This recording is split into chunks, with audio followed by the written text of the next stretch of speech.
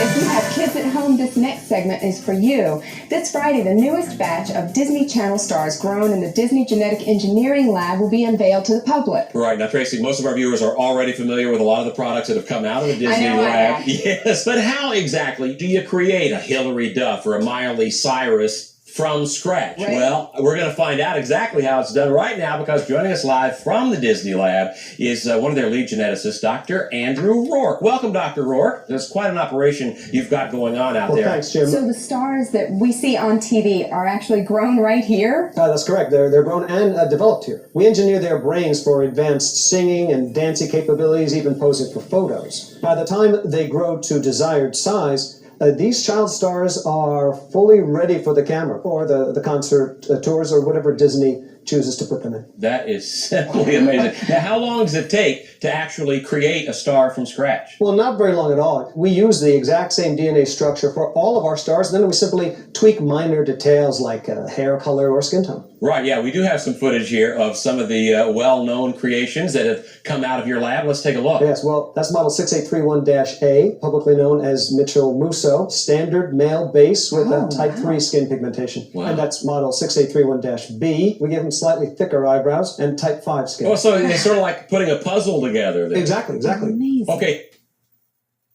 What in the... What? Is anybody else's brain doing fucking flips right now? This made my head hurt when I saw it. They putting it right out there to you. Man, who the fuck is real? What do you mean they're just grown in a lab? This is why I try to tell y'all motherfuckers, man.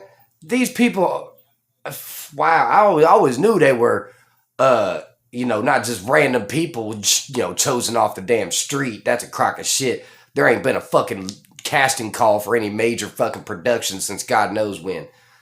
What? These people are fucking made in a lab.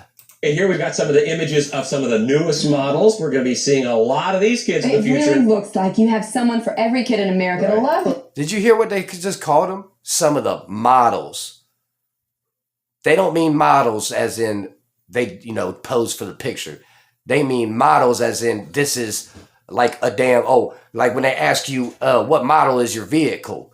Well, this is model such and such. This is model, what he just said, like they got fucking numbers for names and shit because it's not a person. It's not.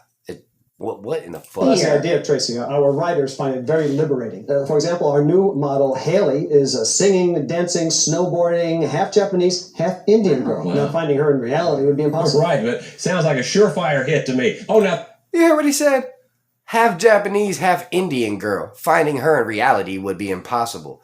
So basically, why you think all these motherfuckers look so goddamn perfect and shit? They're so motherfucking pretty to you. They're so motherfucking, handsome and all that shit. Man, they're made in a fucking lab. This shit is all fake. now this one's Zac Efron. I've seen him before. Yes, Zach was actually one of our earliest My models. daughters love him. I mean, he looks so real. You hear what he said? Zac Efron was one of our earliest models. What? So that tells you about when they started doing this type of shit. Early 2000s.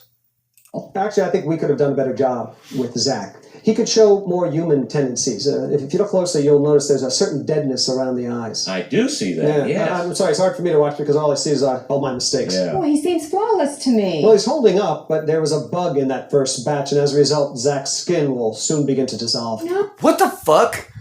He said there was a bug. So why do you think they be killing off these celebrities and shit? Because eventually their bodies will deteriorate because they're not fucking real. They got a goddamn shelf life.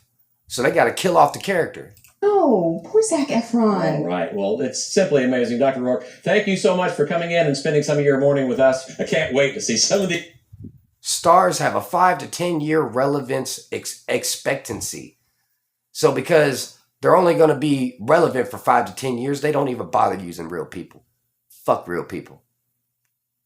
Dude, I'm done. I'm just done. Is anybody else's head hurt over this? These new Absolutely. creations popping out of the lab. I'm just lost. Y'all let me know what you think in the comments.